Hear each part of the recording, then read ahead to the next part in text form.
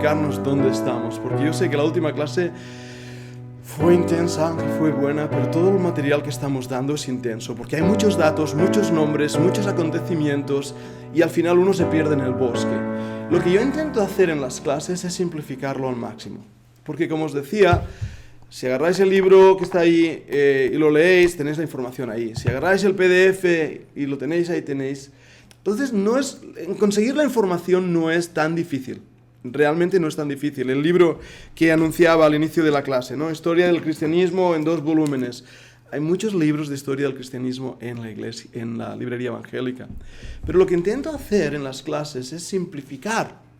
O sea, haceros entender el contexto, las situaciones, porque al menos eso nos va a ayudar después a ubicar los personajes, los movimientos y a entender el por qué en el 1517 va a empezar la reforma, por decir algo.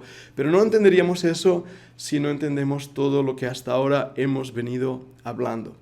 Entonces, ubiquémonos en la última clase. Hemos visto ya 2 denominaciones. La primera, la Iglesia Católica, Apostólica y Romana. Vimos cómo se inició, por qué se inició de esa manera, cuáles son sus creencias básicas. Y después la segunda denominación, la Iglesia Ortodoxa. Del otro lado, como decía Rosa, los del otro lado. Y hemos visto sus creencias la semana pasada, lo que ellos creen y el problema bíblico. A lo largo de estos días hemos visto también el crecimiento de herejías, de grupos extraños, y hemos mencionado los disidentes. Ahora, haré una masterclass específica para ellos, para que podamos entenderles. He mencionado a los cátaros, he mencionado a los paulicianos, a los nestorianos, a los albigenses, a los valdenses, a los hugonotes. Son nombres que ya os irán sonando y veremos mucho más cercanamente. Y queremos aprender de la historia de la Iglesia. Por eso, al final de la clase, hemos hecho una aplicación práctica de qué podemos aprender. Ahora, hoy en la clase nos ubicamos en el 1054-1057. La Iglesia Ortodoxa va a continuar por la zona de Grecia, el Imperio Bizantino. En la zona latina, el papado está tomando su fuerza. La Baja Edad Media ha empezado y el Papa es un señor feudal. En ese momento encontramos de repente que hay unos cambios muy, muy interesantes. Y es ahí donde vamos a intentar ir, si me permite pasar la diapositiva, a partir de nuestra clase de hoy. En esa Edad Media, que llamamos muchas veces la época oscura. ¿Por qué? La gente viene de una tradición mezclada entre el paganismo, la política y el cristianismo, y una salsa también de judaísmo antiguo. La gente no sabe leer apenas, cree lo que el cura dice, y los curas la mitad de tiempo se inventan. Hay realmente un oscurantismo grande en las personas. A la vez, la gente trabaja de la tierra, la gente es sencilla. Estamos viviendo un momento oscuro. El año 1000 es tremendo. Va a pasar lo mismo que pasó aquí con el año 2000. El cambio del siglo da mucho terror a la gente. Había personas que creían que en el año 1000 se acababa el mundo, que Apocalipsis iba a empezar. Y de esta manera, estos años oscuros empiezan de repente, pero empiezan ya a cambiar a partir del 1200. Y van a cambiar para bien y para mal. Veremos que para mal, porque la Iglesia, el cristianismo, ahora se ha convertido en un poder político, militar, las cruzadas. ¿Recordáis que hablábamos de ellas hace poquito? Pero también en un poder maléfico, persiguiendo a los que quieren leer la Biblia, persiguiendo a aquellos que disidentes de la Iglesia católica. Y en el 1200 vamos a encontrar que la primera cruzada es en contra del mismo cristianismo, de los cristianos que se están situando en el sur de Francia, norte de España, norte de Italia, los albigenses. No todo lo que ellos creían estaba correcto, pero vemos ahí una tendencia. Eso es la parte negativa de estos años, 1200. A la vez, en esa época, va a haber un resurgimiento de algo extraño. Se llama ciudad. Ahora, hoy en día dices, eso no es extraño. Para esta gente y para este tiempo lo era.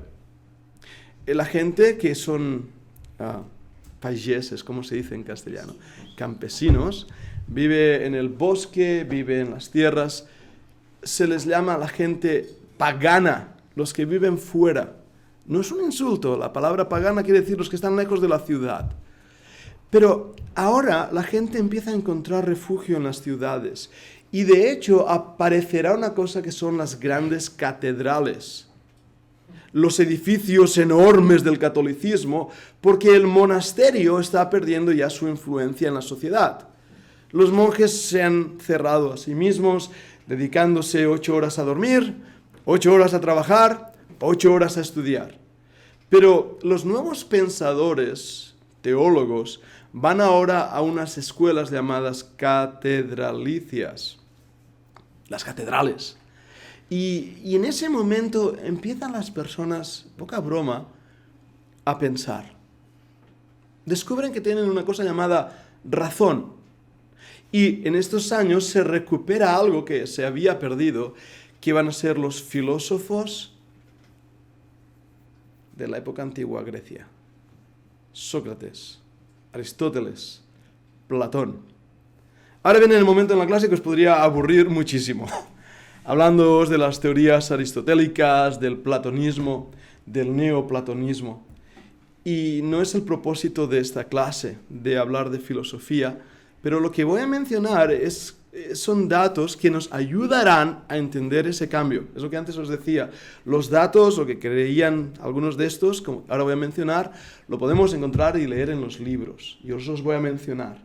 Pero lo que quiero que quede en vuestra mente hoy, en esta parte de la clase, es que descubráis que la mentalidad oscurantista, apagada de la Edad Media, del mediévolo, va a empezar a cambiar hacia un despertamiento de la razón y una recuperación de los filósofos griegos, especialmente Aristóteles y Platón. Las dos escuelas de pensamiento filosófico contrapuestas, luchando entre ellas, dos maneras de ver el mundo, dos maneras de ver el conocimiento, dos maneras de ver la razón. Y hay una gran pugna en este aspecto, porque ¿qué cree la fe y hasta qué punto llega la fe y hasta qué punto llega la razón? Esa es la gran pregunta que se está originando en estos años. Ahora, recordad que el cristianismo, entre comillas lo pongo, está formado por una sola iglesia, con un solo dirigente, el Papa, y con una pirámide de poder, donde abajo están el pobrecito cura del pueblo. Pero que las órdenes de pensamiento, de verdad y error, van desde arriba hacia abajo. Y nadie puede discutir o poner en duda lo que el de arriba ha dicho. La Iglesia Católica está ejerciendo una gran presión sobre todos los que están debajo. Lo mismo va a pasar con la Iglesia Ortodoxa. Pero vamos a tener que dejar a los ortodoxos. No vamos a seguir estudiándolos porque por años ellos también tendrán sus pugnas, sus luchas y habrán pensadores. Pero vamos a centrarnos en la Iglesia Latina, aquí en el 1200, en las catedrales, Roma, París, incluso Inglaterra. Van a empezar a tomar fuerza estos centros de conocimiento. Y os menciono algunos nombres que seguro sonarán. Anselmo de Canterbury. Además, os lo he puesto algunas cosas en inglés, luego hay unas citas que he dejado en inglés, aprovechando la multilingüística sociedad catalana. Así que Anselm of Canterbury, 1033, 1109. Peter Abelard, Pedro Abelardo, 1079, 1142. Peter Lombard, Pedro Lombardo de Lombardía, 1100, 1169. John of Salisbury, 1115 1180. Albertus Magnus el Grande, 1193 1280. Y sobre todo, Tomás Aquino, un hombre que nos va a dar la escolástica, la manera de pensar que va a recuperar la razón para poder definir la fe. Y es muy interesante porque Él nos va a dar grandes obras. Él murió joven a los 50 y algo, 50 y pocos, pero fue un gran escritor, un gran teólogo, un gran filósofo. Porque es aquí, en este momento, donde la teología va de la mano de la filosofía. Y de verdad, no os engaño, porque todos los que estáis aquí amáis la palabra del Señor y queréis estudiar la Biblia, y uno lee los comentarios bíblicos y se goza, ¿verdad?, en la interpretación de la Biblia. Pero llega un punto en el estudio de la teología que es filosofía. Es filosofía. Por sí mismo no es malo, pero tenemos que entender esto, porque si no se hace gravoso. ¿Y por qué digo esto? Porque para poder defender la fe cristiana, la Biblia, la razón, acontece un pensamiento basado en el Salmo 14, ¿verdad? Dice el necio en su corazón, no hay Dios. Y estas personas van a decir, tomando este versículo, y uno de los que va a defender esta postura es Tomás de Aquino y también Pedro Lombardo, va a decir, pues si la Biblia dice esto, dice el necio en su corazón, no hay Dios, nos enseña que el sabio puede decir en su corazón, hay Dios. Y por lo tanto nos invita a pensar. Ahora, en nuestra sociedad, siglo XXI, esto no es una gran novedad, pero en este momento sí. Y de hecho estos teólogos van a decir que la razón llega a un punto que puede explicar. Y lo que no puede explicar, no debe hacerlo, porque nuestra cabeza no da para más. La razón solamente puede dedicarse a lo que puede probar. La filosofía solamente puede dedicarse a lo que puede razonar. Pero la fe va más allá. No hay contradicción entre la fe y la razón, pero se dedican a dos campos diferentes. Y en este aspecto empieza de nuevo la lucha filosófica entre la escuela de Aristóteles y la escuela de Platón, y algo que había sido rechazado, el platonismo, va a dar lugar al neoplatonismo, y eso sí que va a tomar control del pensamiento, de la manera de pensar de la iglesia primitiva. Ahora, en los estudios, cualquier lugar, una de las cosas que el profesor desea hacer en el alumno es enseñarle a pensar. ¿Recordáis que aquí muchas veces os he dicho que la Fundación Bíblica tiene como objetivo enseñarnos a pensar? Y de verdad lo mantengo. Queremos que los estudiantes piensen. No quiere decir que vayáis en contra de lo que los profesores dicen. Simplemente quiere decir que podáis escuchar lo que un profesor dice, compararlo con la palabra de Dios, a ver si lo que él dice es lo que la Biblia dice, y poder también vosotros mismos hacer preguntas que os lleven a un conocimiento mayor. El objetivo es que todos vosotros lleguéis a ser más sabios que aquellos que os han enseñado. Es un objetivo raro y difícil, ¿verdad? Pero esto es lo que debemos hacer. No podéis dejar vuestro cerebro aparcado a la puerta de la iglesia. Tenéis que tenerlo y pensar y escudriñar las Escrituras. Por lo tanto, este momento que estamos viviendo ahora en la historia, 1100, 1200 y poco, hay un cambio. La gente empieza a pensar. Y eso va a dar lugar, más adelante veremos, a la época del Renacimiento. Y va a ser una época extraordinaria. Una vez más, recordad este nombre, Tomás de Aquino, de Aquinos o de Aquinas, 1224, 1274. Esto es un dato anecdótico que leía y que me hizo mucha gracia. Él quería dedicarse a una orden religiosa que promovía la pobreza, y los nobles veían a esta orden religiosa como muy para los pobres. Y él era noble, venía de casa noble. Y como su familia no estaba de acuerdo, ¿sabéis lo que hicieron? Lo encerraron por un año en el castillo de la familia, para que no se juntara a esa orden religiosa. Cuando se juntó a la orden religiosa, él era un hombre muy callado y muy sobrepeso, muy gordito. Y le llegaron a llamar, el apodo que le pusieron en el monasterio era el buey silencioso. Entonces es algo que me ha hecho gracia, Pero dice la historia que este hombre silencioso se convirtió en un gran pensador. Ahora, problemas del escolasticismo. El escolasticismo es la iglesia de Tomás de Aquino, que intenta unir la filosofía y la razón con la fe. Pero ¿qué pasa? Hay diferencias irreconciliables entre teología agustiniana y filosofía aristotélica. No os voy a aburrir hoy con esto. De hecho, cuando Dios mediante el doctor Mark Blackwell venga en marzo, creo que vendrá en marzo, uno de los temas que va a tratar es justamente el neoplatonismo, el platonismo, el aristotelianismo en comparación con y en relación con el calvinismo. Y es interesantísimo esa unión de ideas. Ahora, ahí hay un problema y yo sé que la filosofía es necesaria. Pero mi esposa y esto capaz que ni se acordará ella, cuando ella iba al instituto, al bachillerato, tenía su Biblia y en su Biblia puso: la filosofía es tontería a menos que vaya acompañada de la palabra de Dios. O lo pusiste en tu libro de filosofía de Coe, no lo sé, porque me prestaste ese libro. La filosofía es tontería a menos que vaya acompañada de la palabra de Dios. Y es cierto, necesitamos la filosofía. Os animo que tengáis filosofía porque os enseñará a pensar. La lógica os enseña a pensar. ¿Sí? Va, un ejemplo de lógica. 2 y 2. 5. ¿En qué quedamos? Pensad. 2 y 2. Depende si estás sumando o juntando números.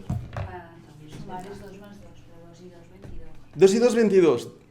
2 más 2, 4. 2 más 2, 1. ¿Qué? 2 más 2 igual a 1.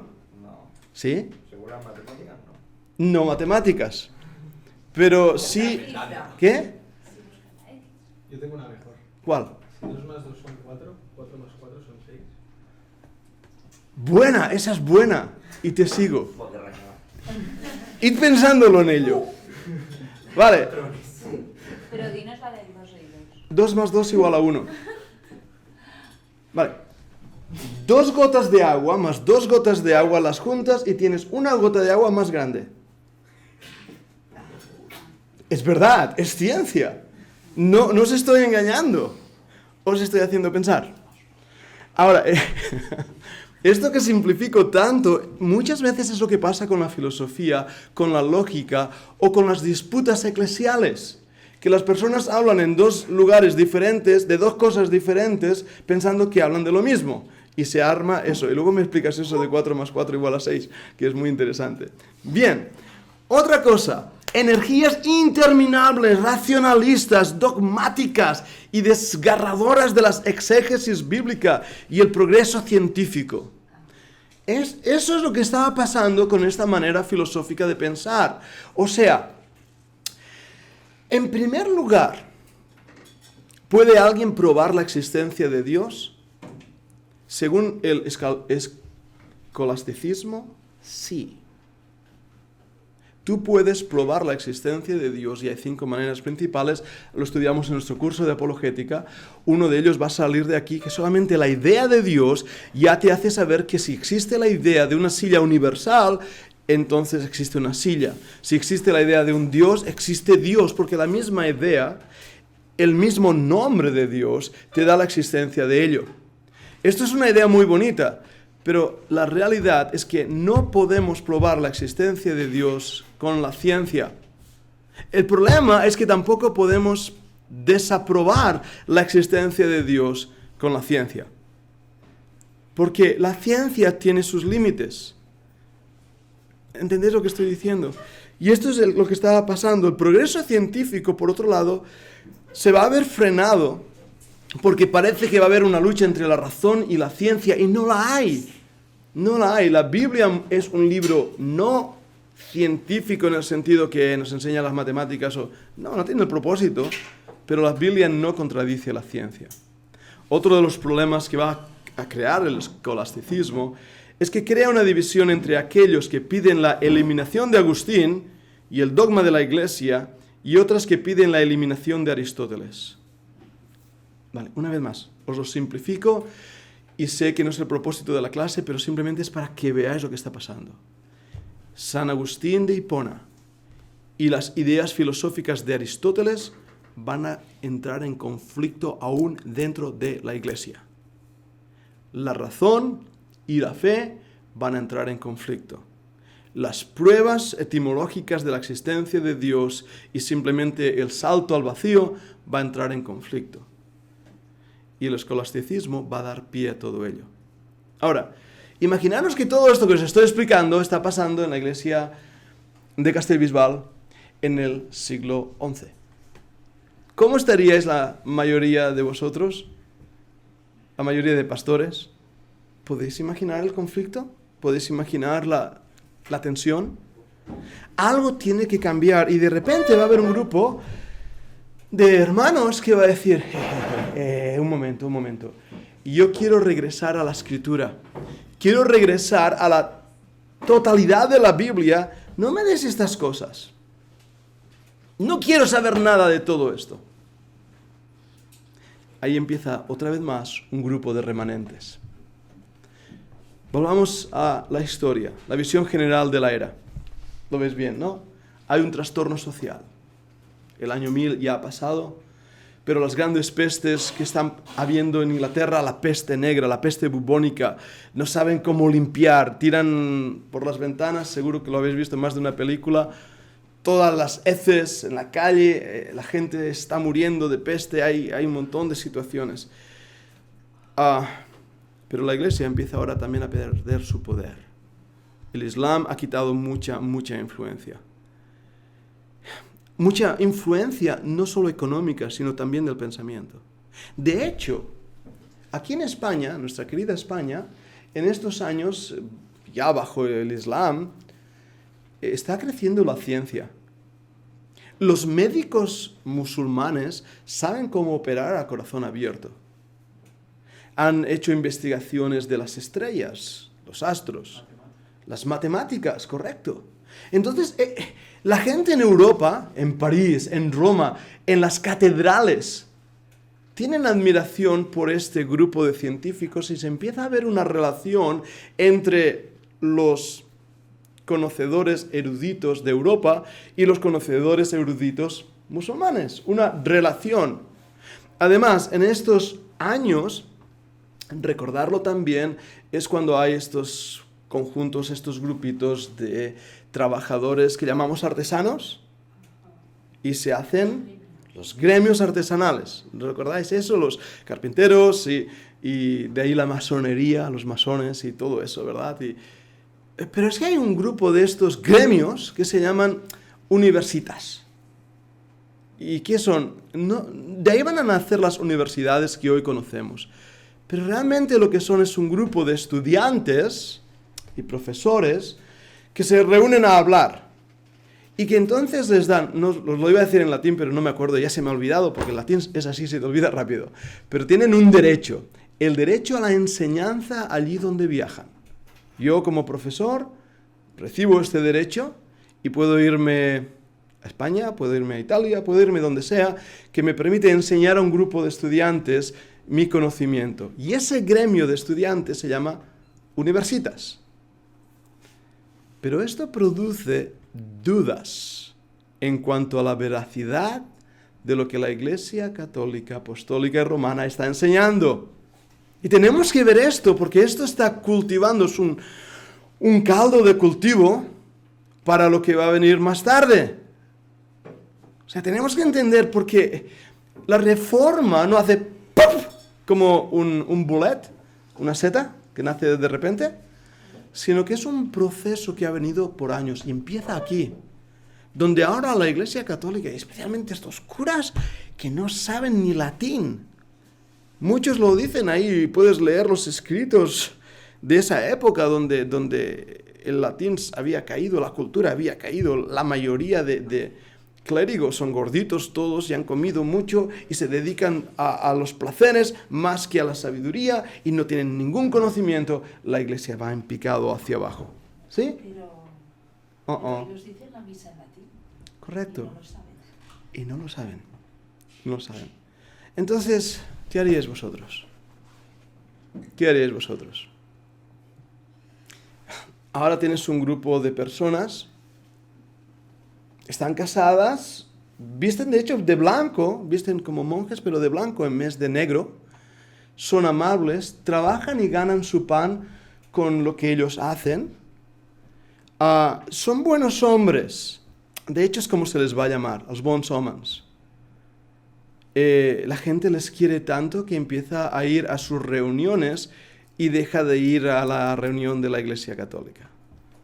Me estoy refiriendo a los cátaros, al movimiento cátaro que se origina en estos años, pero que se origina por todo este movimiento que está habiendo, que está preparando un rechazo hacia la Iglesia Católica. ¿Sí? Cisma papal occidental, 1378. El Papa de Aviñón. El papado se divide en dos y habrá al mismo tiempo dos papas. ¿Qué hace esto? ¿Quién dijo divide y vencerás? Creo que fue el diablo, aunque creo que fue más bien Julio César. Pero eso es lo que está pasando. La iglesia empieza a desplomarse y hay también una cosa llamada el auge del nacionalismo. Pensaba que era algo moderno, pero no. Y hay un auge del nacionalismo porque la nacionalidad es la identidad de un pueblo y entonces empiezan a haber esas fronteras claramente definidas por cultura, por lengua. ¿Y eso qué va a hacer? Que la lengua, la cultura, la nacionalidad se une a la religiosidad. Por eso, yo hoy hablaba con Manolo Chimansky de los judíos y me decía, ¿no?, que testificar a un judío es muy complicado porque ellos van a tener miedo de que aceptar el cristianismo es rechazar su cultura.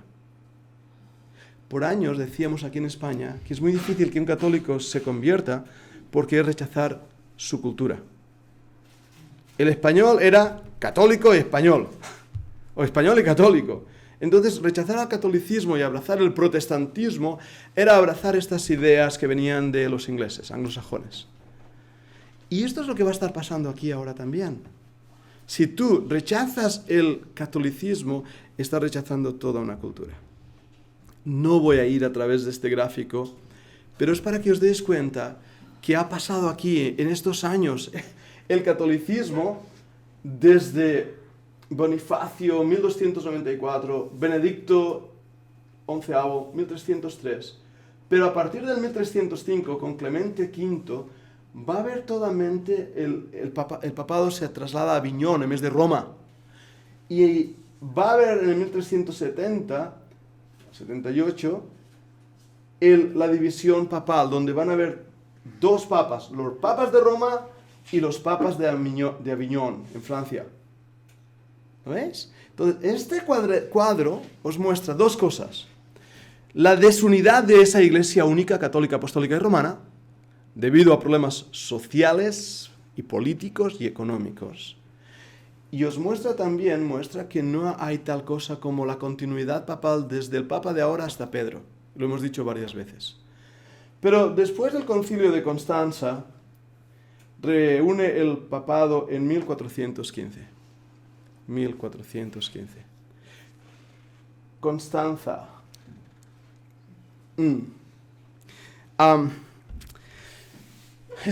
Ese lugar me trae malos recuerdos a mí y hoy estaba viendo unas fotografías que no sé si me dará tiempo de enseñaros, pero que quiero compartir con vosotros. Si yo digo la Torre Constanza, ¿le suena a alguien algo? ¿La Torre Constanza? Rosa, Judith, ¿a qué os suena ¿Habéis estado en la Torre Constanza? Matan a las nonas, ¿no? Eso es. Donde enterraron a las mujeres que había un pozo y ponía resistencia. Y ponía en francés Resistance. Sí, Y sí, tengo unas fotos ahí que ya os enseñaré. En Francia, en el sur de Francia, la persecución en contra de los hugonotes. Una de las cosas que hemos hecho en la Fundación Bíblica es organizar viajes históricos para que podamos ver con nuestros ojos lo que era el momento de la historia. Y uno de los que hicimos fue al sur de Francia, donde visitamos la zona de los hugonotes y un poquito la Cátara, pero ese año fue a los hugonotes. Y una pregunta que tenía, aunque voy a ir más allá, ¿habéis visto alguna vez un museo de la Inquisición? ¿Sí? En Jaca. En Jaca. ¿Está todavía en Jaca o...? Bueno, habíamos ido de pequeños. Vale. Vale. ¿Alguien más ha visto? Yo creo que sí que está. Porque os voy a traer fotografías de la Inquisición y nos va a ayudar más a entender esta época. Bien. El papado, la división, la caída de la Iglesia, el renacimiento del pensador libre, el renacimiento de las universidades, el renacimiento del amor a la sabiduría. Y estoy usando esta palabra, el renacimiento, porque aparece en Europa algo nuevo, un resurgir, una nueva deseo de encontrar la verdad. ¿Sí? La palabra renacimiento del francés renacer o renacer. Lo he dicho 3 veces. Renaissance, para renacer. Muy bien, bien, good. El renacimiento que vamos a estudiar, y seguro habéis estudiado, es ese fluir de nuevo de las ideas en una búsqueda de la hermosura, de escapar del oscurantismo de la Edad Media. Muy bonito, ¿verdad que sí? El arte del Renacimiento, la arquitectura del Renacimiento, el pensamiento del Renacimiento va a estar en el humanismo. Ahora, ¿qué es eso del humanismo? Del latín humanitas. Enfatiza la influencia de las humanidades en la cultura. Literatura, filosofía, bellas artes, se había perdido. Y se ha perdido por una razón muy práctica también, porque si te estás muriendo de hambre y tienes que cultivar la tierra para comer, ¿quién tiene tiempo de leer un libro? ¿Verdad? No es prioritario. ¿A quién le interesa lo que dijo Platón o Aristóteles? A nadie. Lo que me interesa es cómo conseguir un huevo de una gallina. Eso es lo que ha producido en Europa una pérdida de este conocimiento, que ahora empieza a recuperarse. Hay un impulso, hay una fuerza. El impulso es el aprendizaje clásico, que languidece en las cadenas del dogma romano. El dogma, lo que la Iglesia ha dicho, ha puesto a la gente esclavizada. No pueden pensar lo que me dice el cura, lo que me dice el Papa, y de repente ahora hay un grupo de personas que están diciendo, tenemos que pensar, tenemos que razonar, tenemos que recuperar, tiene que renacer el conocimiento. Y en ese aspecto hay un interés por las humanidades, las ciencias. Crece en las ciudades el entusiasmo inquieto por liberarse del dogma y abrazar una nueva libertad para perseguir el aprendizaje humanista. ¿Podéis ver esto en esta época? Estamos en el 1300 y poco, 1400. Lo que está pasando ahora es un cambio en la historia impresionante. Impresionante. Y cuando leemos de las personas que ahí vivieron, encontramos un espíritu que le hemos llamado el espíritu del Renacimiento. Es el espíritu de la época.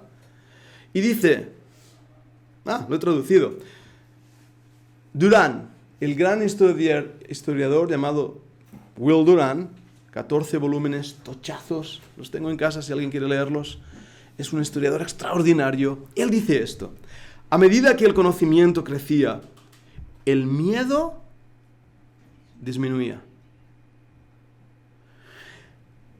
Los hombres pensaban menos en adorar lo desconocido y más en superarlo. Cada espíritu vital fue elevado con una nueva confianza. Las barreras fueron derribadas. No había límite ahora para lo que el hombre podía hacer. El libro de filosofía de Will Durán, página 105. Esto es muy importante, porque el miedo os esclaviza. El miedo os paraliza. Si yo no os dejo pensar, soy dueño de vosotros. Porque no estáis pensando. Imaginad que toda una sociedad, toda una nación, todo un continente está bajo el yugo, la espada de alguien que no te deja pensar. Y de repente, ¡pum!, eso se rompe. Y se rompe con personas tremendas, desde Maquiavelo a Michelangelo, a Leonardo da Vinci, todas esas personas que hemos oído hablar y que forman parte de todo este cúmulo de personas muy influenciantes. Luego ya vendrá Erasmo de Rotterdam, el gran humanista. Pero, igual que Lutero, todos ellos son fruto de este movimiento que empieza cuestionándose lo que la Iglesia Católica ha dicho, intentando buscar la verdad en la ciencia y en el conocimiento. ¿Sí? ¿Estáis conmigo? Ahora, ¿qué es lo que va a pasar? Los líderes permanecen leales a la Iglesia Católica Romana, ICR.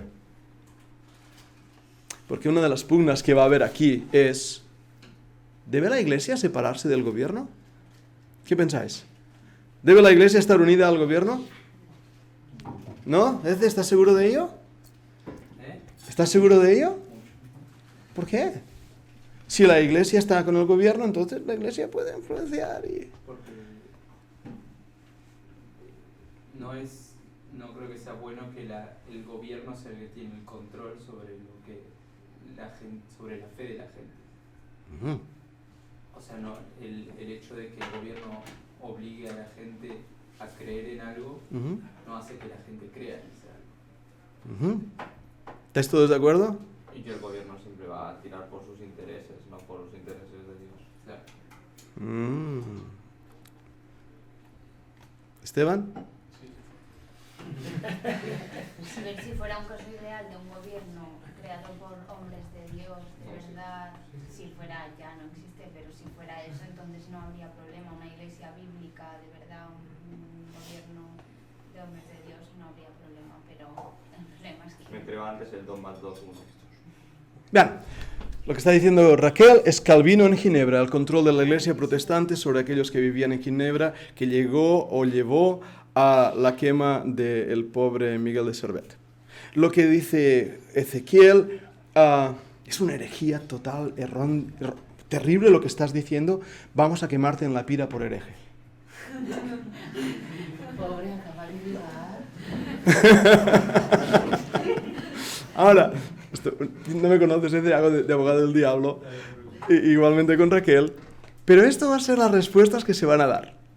Por un lado, y todos sabemos la gran influencia que puede hacer la Iglesia y los creyentes en el Estado. Y yo sé que esto es algo que no hemos hablado mucho y no me gusta hablar mucho de esto, y más en el tiempo en que vivimos aquí en España, pero Lutero tiene un excelente trabajo y una excelente exposición de la influencia de la Iglesia en el gobierno. Y Martín Lutero, hizo realmente una defensa que decía, básicamente, de la misma manera que un creyente trabaja en un hospital para ayudar a los pobres enfermos, un creyente puede trabajar en la política para ayudar a la pobre sociedad que necesita. Y eso era un buen pensamiento, y por eso los protestantes tienen una relación con el gobierno más o menos de influencia. Pero lo que todos tienen claro, y pensaba que habría entre nosotros un buen bautista, Víctor, defiendes una de las características bautistas que dice separación entre gobierno y iglesia. Ellos, los bautistas, van a determinar esta separación. Pero en este momento que estamos viviendo en la historia, 1200, 1300, 1400, a los reyes esto no les interesa, y menos al Papa de Roma.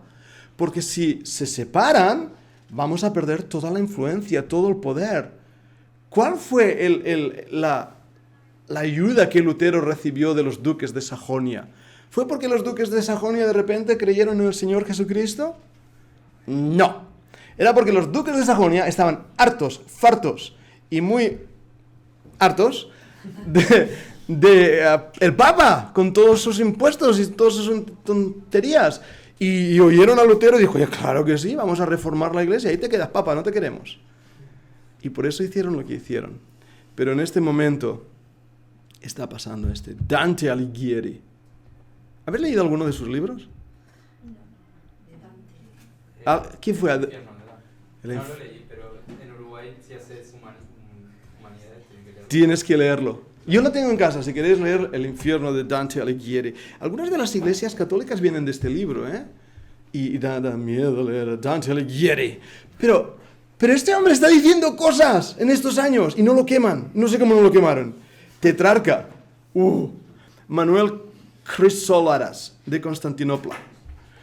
Estos son líderes del Renacimiento, personas Que como dijo esa gran frase, que no me acuerdo quién la dijo, y sin embargo se mueve. Ah, sí. ¿Quién me ayuda con ello? Ese. Os envío un reto a la clase. ¿Quién dijo y sin embargo se mueve? ¿Acordaros? ¿Quién dijo? ¿Quién dijo y sin embargo se mueve cuando fue ante una exposición del Papa que le iba a acusar de hereje? No. Y en cuanto a que la Tierra daba vueltas al Sol y el Sol a la Tierra, y entonces él dijo, y sin embargo se mueve. Galileo, muy bien, Galileo. Se me había olvidado, menos mal que estáis vosotros ahí. Muy bien, Galileo. Pues esta gente está lanzando retos al status quo de la Iglesia Católica. Se está cultivando algo que está preparando la Reforma Protestante. Pero aún no hemos llegado al 1517, ¿eh? ¿Dónde va a crecer esta manera de pensar? En Italia, en la Iglesia romana. En Italia, 100% parlare italiano mio non troppo più ragazza, no sé lo que he dicho, pero en Italia se va a ver, claro, Dante Alighieri, eso es italiano, no es de Jaume Casals, que sería catalán. Va a haber un movimiento tremendo dentro de los pensadores humanistas de Italia que va a influenciar a la Iglesia Católica Romana. Porque si os dais cuenta, los grandes reformadores, Lutero, Casidoro de Reina, Cipriano de Valera, Calvino, etcétera, etcétera, eran católicos, apostólicos y romanos que quisieron renovar o reformar la Iglesia. Por eso le llamaban los reformadores y se les llamó los protestantes. Su objetivo era reformar, no era salir de ella, los echaron. Pero ya empieza dentro de la Iglesia romana, en Francia. ¿Por qué tenemos hugonotes en Francia? Porque hay un movimiento humanista, que ya viene del calvinismo, que estaba haciendo pensar a la gente. En Inglaterra, en Alemania, en Holanda.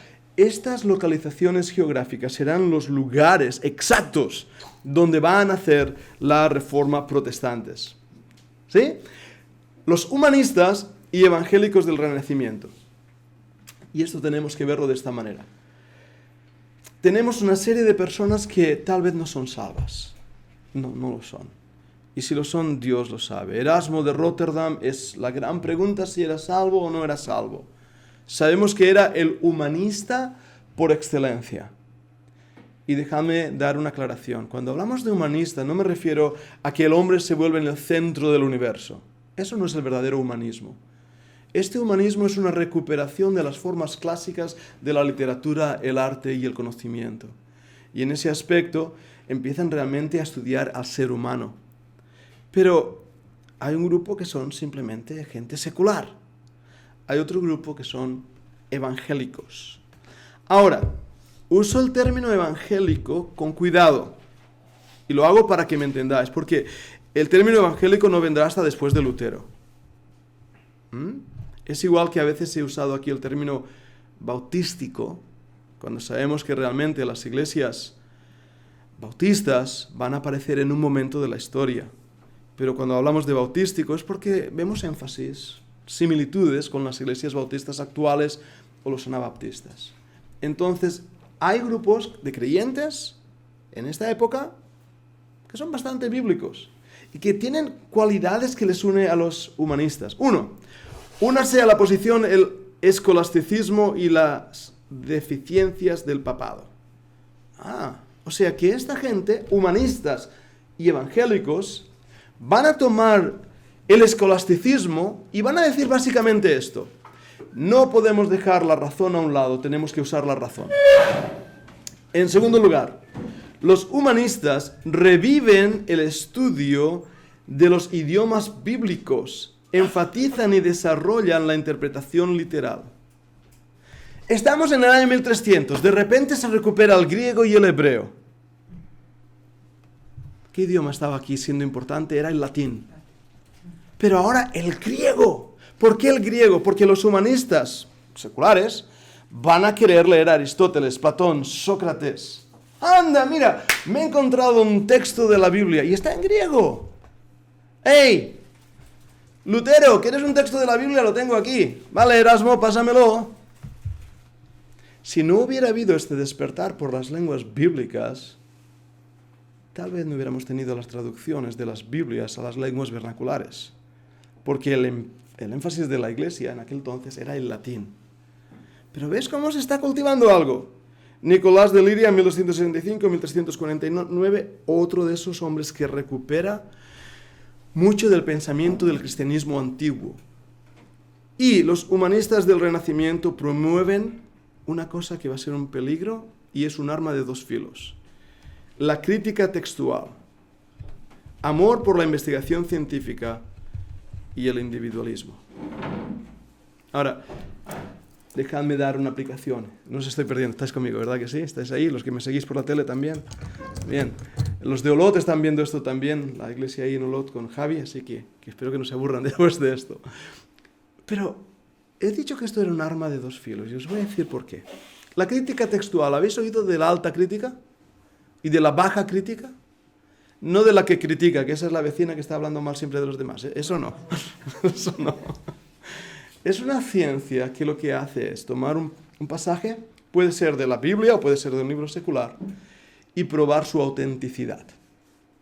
Tanto en el mecanismo de la forma escrita, en la forma formal, en qué pergamino se escribió, en qué papiro se escribió, qué tipo de letra se usó, qué tipo de tinta se usó.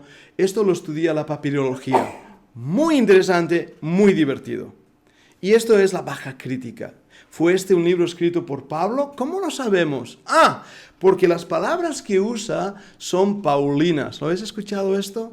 El Evangelio de Lucas es pedrino, aunque lo escribió Lucas. Pero hay una gran influencia de Lucas, he dicho, o Marcos, perdonadme.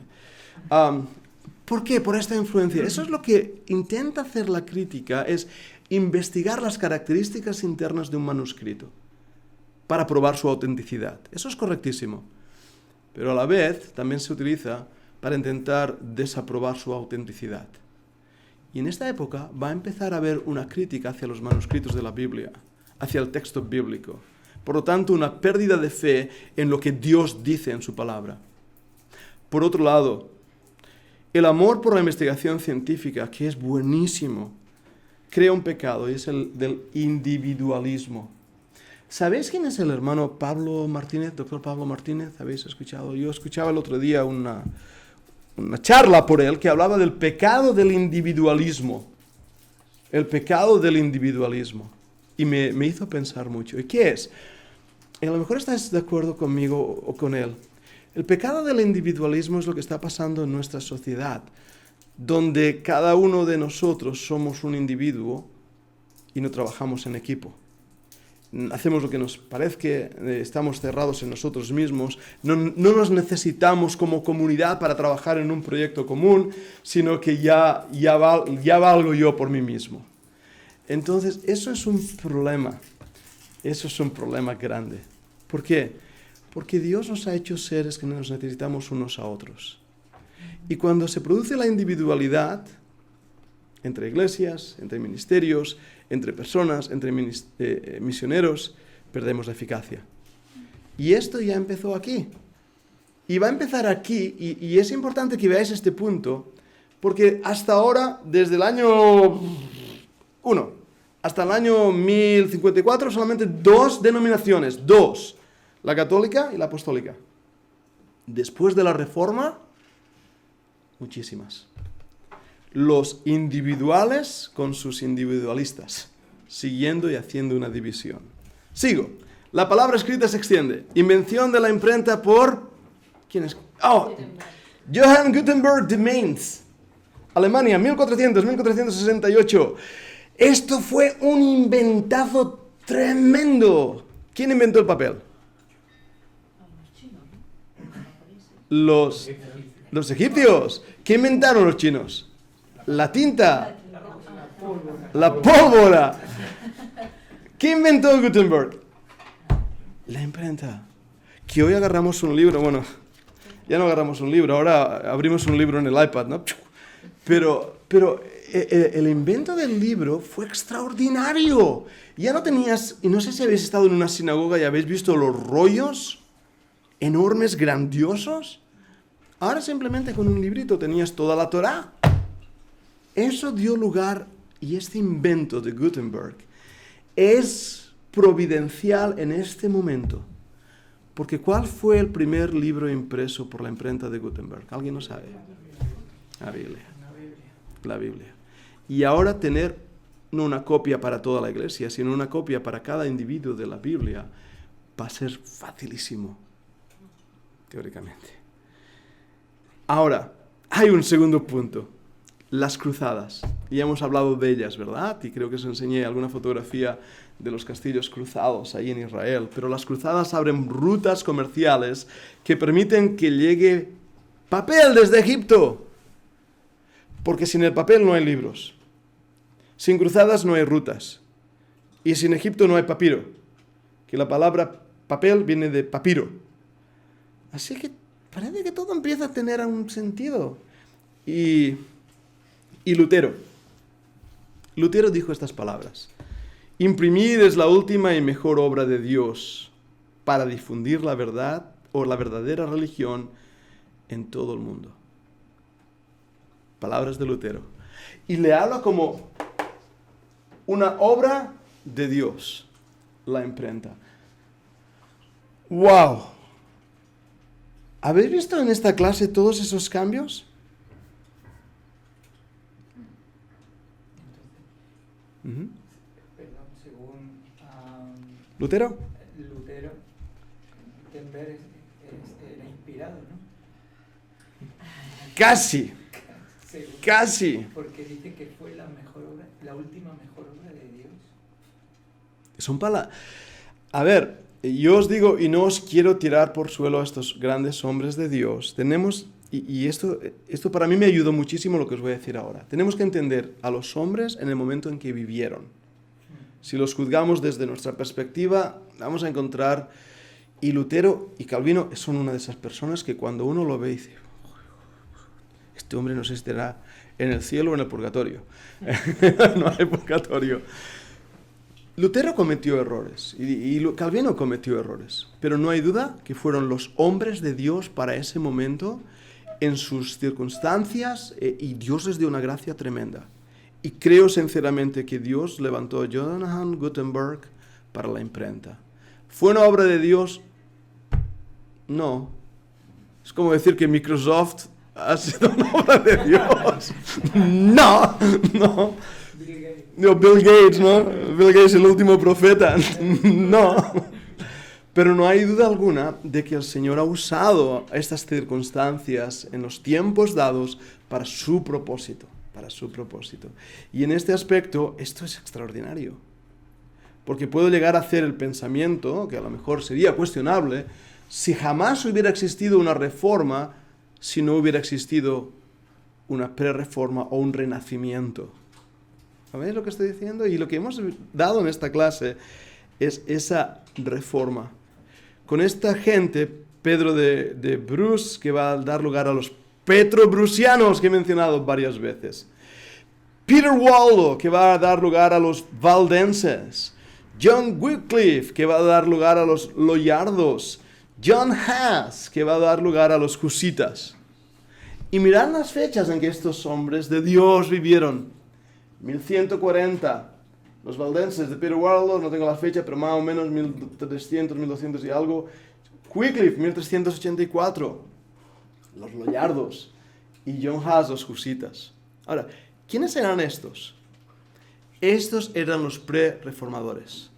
Eran evangélicos, eran creyentes, con grandes convicciones basadas en la Biblia, que habían llegado a esas conclusiones debido a su espíritu crítico, a su interés por las humanidades, a que dejaron de tener miedo al papado con todos sus huestes y empezaron a ser dirigidos por su conciencia delante de Dios.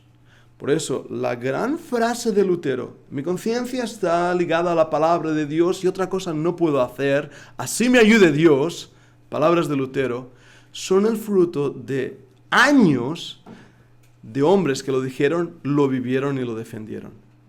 Entonces, yo voy a hablar de ellos, voy a intentar preparar una clase, le llamamos masterclass porque es una clase definida. Es que además suena bien, masterclass. Parece que va a ser extraordinaria, no, es una clase normal. Pero definida con estas personas, los prerreformadores. Ahora, ¿eran estos una denominación? No. Esto era como...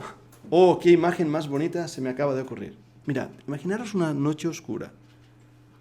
Y de repente hay fuegos artificiales. ¡Pa! ¡Pa! ¡Psh! Estos eran fuegos artificiales en la noche oscura de la Edad Media. Cuando de repente empezaron a brillar hombres de Dios que estaban dispuestos a establecer el remanente bíblico. Y eso lo veremos en esta clase que he preparado ya. Una diapositiva. Los disidentes, el remanente bíblico, los no denominacionales. Inglés. Está en inglés, sí. Remnant. Poca broma, cada vez estoy más convencido que sufro de dislexia. En serio, mi hermana dice que sufro de hiperactividad también, sí. Esos hombres quizás que tú dices es lo que esa teoría que tú sigues de que fueron un remanente. Sí. O sea, como ves, y esto va muy bien, gracias Víctor por lo que dices, porque estamos estudiando como la gran iglesia establecida. ¡Buah! Pero la verdadera iglesia del Señor Jesucristo se va moviendo y van apareciendo esos grupitos. Y eso es lo que hemos llamado el remanente bíblico, de los cuales nosotros formamos parte. Y podemos decir que nosotros, la iglesia de Ripollet, en Sardañola, en Castellbisbal, en Vallebrón, en Mataró, y donde sea, podemos trazar nuestra historia al Señor Jesucristo directamente. Porque somos la verdadera iglesia del Señor Jesucristo. Pero lo que también digo es que no podemos trazar solamente un movimiento. Aquello que los bautistas van directos, hombre, no todos, porque hubo algún bautista que no. O que los luteranos, no.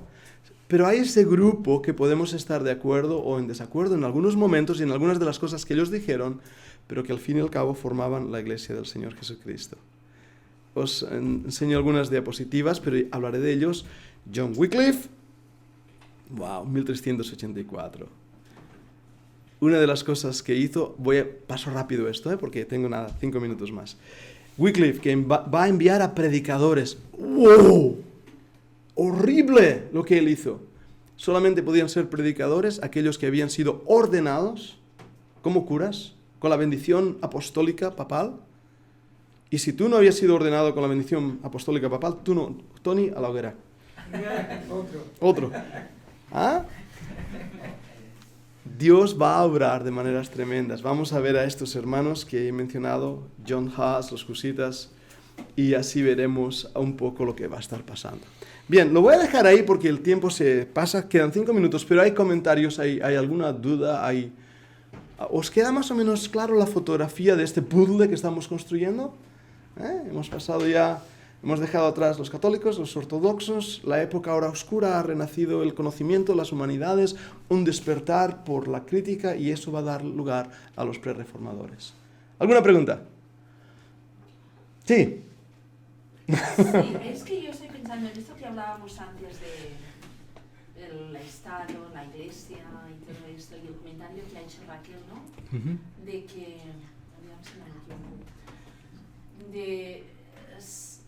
¿cómo era? Si la Iglesia, el hombre, sigue a Dios, sí, público, sí. pues podría hacer como un Estado, ¿no? Diría yo. Pero es que siempre han habido intentos de hacerlo y al final todos fallan. Como has dicho lo de Calvino. Uh-huh. ¿Cómo has dicho? En Ginebra. Ginebra. Porque los peregrinos intentaron hacer lo mismo. Mayflower.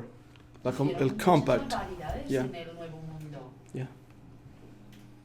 En el nombre de Dios. Uh-huh. Haciendo comunidades cristianas. ¿Cuál es el problema? Porque la intención es muy buena. Claro. La intención es muy buena. Y lo que está diciendo ¿Qué Raquel falla? es muy ¿Qué bíblico, falla? No, ¿Qué falla? perdona, no, muy bíblico. ¿Qué es lo que falla? ¿Por qué no podemos tener una civilización, una sociedad donde los principios bíblicos reinen. Por la carne. Porque no funcionó ni en el Edén. No funciona ni en el Edén, bien observado. Por la carne, por el pecado, por el corazón humano. El mejor gobierno, no voy a hablar de política ahora, pero bueno, voy a hacerlo, está bien. El mejor gobierno es una teocracia. Israel estuvo bajo una teocracia. Israel dijo, queremos ser como las demás naciones, danos un rey. Y ahí empezó los problemas para Israel. Y pasó lo que Dios dijo, y lo hizo David mismo, y lo hizo los demás. Y va a haber una teocracia en el milenio, cuando el Señor va a regir con vara de hierro. Entonces, tenemos que orar que ese momento llegue, porque mientras tanto, cualquier postura política, sea de derechas, de izquierdas, del centro, cualquier postura, la corrupción va a tomar control. Y Ginebra al final fue un desastre. Lo que pasó con Calvino fue un desastre, porque también, aunque nos pese en el alma, el libre pensamiento humano y la libre conciencia va a dar lugar a que alguien no crea como nosotros. Y si todos estamos dispuestos a aceptar la opinión del contrario, aunque sea diferente a la nuestra, vamos a encontrar a personas que piensan diferente a nosotros. Entonces, ¿cuál es nuestra única autoridad al fin y al cabo? Las Escrituras. La Biblia es nuestra única norma de autoridad, de fe y de práctica, y es lo que nos va a ayudar. ¿Sí? ¿Alguna pregunta más o comentario? Esta clase ha sido interesantísima, ¿eh? ¿A que sí? Pues la semana que viene tendremos más, y mirad la página web. Como he dicho, voy a pasaros el link, creo que se puede hacer sin pagar nada, es gratuito para vosotros solamente.